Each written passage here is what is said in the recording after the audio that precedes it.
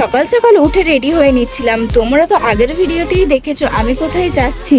বাড়ি থেকে বেরিয়ে যাওয়ার পর দেখতে দেখতে আমরা বর্ধমান চলে এসেছিলাম, আর আমাদের হাতে অনেকটা টাইম থাকায় তাই একটু ঘুরে বেড়াচ্ছিলাম।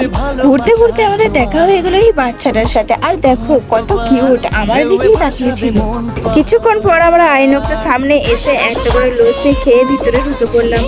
ভিতরে ঢুকে আমরা চারিদিকে একটু ঘোরাঘুরি করছিলাম। তারপর আমার দিদি একটা কাপড়ের দোকান থেকে বললো একটা কাপড় নেবে, আর আমাকে একা ফেলে ওরা নিজেরাই একা একা চলে যাচ্ছে। দোকানে এসে অনেক কাপড় দেখার পরও আমার দিদির তো কাপড় পছন্দই হচ্ছিল না। তারপর আমার দিদির এই কাপড়টা পছন্দ হয়েছিল, তো সেটা নিয়ে নেওয়ার পর আমরা চলে গিয়েছিলাম সিনেমা দেখতে। আর কাপড়টা কেমন লাগছে তোমরা কমেন্টে জানিও।